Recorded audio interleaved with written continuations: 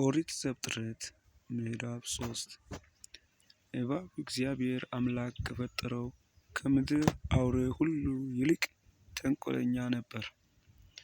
ሴቲቱንም በውኑ እግዚአብሔር ከገነት ዛፍ ሁሉ እንዳትበሉ አዟልን? አላት። ሴቲቱም ለእባቡ አለችው፣ በገነት ካለው ከዛፍ ፍሬ እንበላለን። ነገር ግን በገነት መካከል ካለው ከዛፍ ፍሬ እግዚአብሔር አለ እንዳትሞቱ ከእርሱ አትብሉ አትንኩትም። እባብም ለሴቲቱ አላት፣ ሞትን አትሞቱም። ከእርሷ በበላችሁ ቀን ዓይኖቻችሁ እንዲከፈቱ እንደ እግዚአብሔር መልካምንና ክፉን የምታውቁ እንድትሆኑ እግዚአብሔር ስለሚያውቅ ነው እንጂ። ሴቲቱም ዛፍ ለመብላት ያማረ እንደሆነ ለዓይንም እንደሚያስጎመጅ ለጥበብም መልካም እንደሆነ አየች። ከፍሬውም ወሰደችና በላች፣ ለባልዋም ደግሞ ሰጠችው፣ እርሱም ከእርሷ ጋር በላ።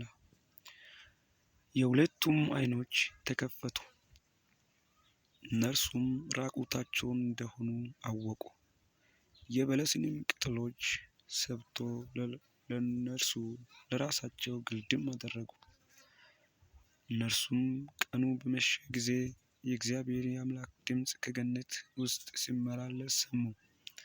አዳምና ሚስቱም ከእግዚአብሔር ከአምላክ ፊት በገነት ዛፎች መካከል ተሸሸጉ። እግዚአብሔር አምላክም አዳምን ጠርቶ ወዴት ነህ? አለው። እርሱም አለ፣ በገነት ድምፅህን ሰማሁ፣ ራቁቴንም ስለሆንሁ ፈራሁ፣ ተሸሸግሁ። እግዚአብሔርም አለው፣ ራቁትህን እንደሆንህ ማን ነገረህ?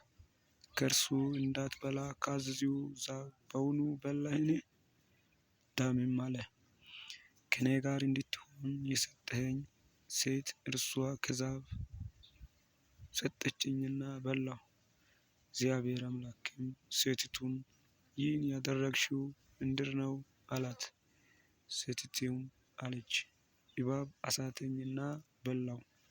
እግዚአብሔር አምላክም እባቡን አለው፣ ይህን ስላደረግህ ከእንስሳት ከምድር አራዊትም ሁሉ ተለይተህ አንተ የተረገምህ ትሆናለህ፣ በሆድም ትሄዳለህ፣ አፈርም በሕይወት ዘመን ሁሉ ትበላለህ። በአንተና በሴቲቱ መካከል በዘርህና በዘርዋ መካከል ጠላትነትን አደርጋለሁ። እርሱ ራስህን ይቀጠቅጣል፣ አንተም ሰኮናውን ትቀጠቅጣለህ። ለሴቲቱም አለ፣ በፀነስሽ ጊዜ ጭንቅሽን እጅግ አበዛለሁ። በጭንቅ ትወልጃለሽ፣ ፈቃድሽም ወደ ባልሽ ይሆናል፣ እርሱም ገዥሽ ይሆናል።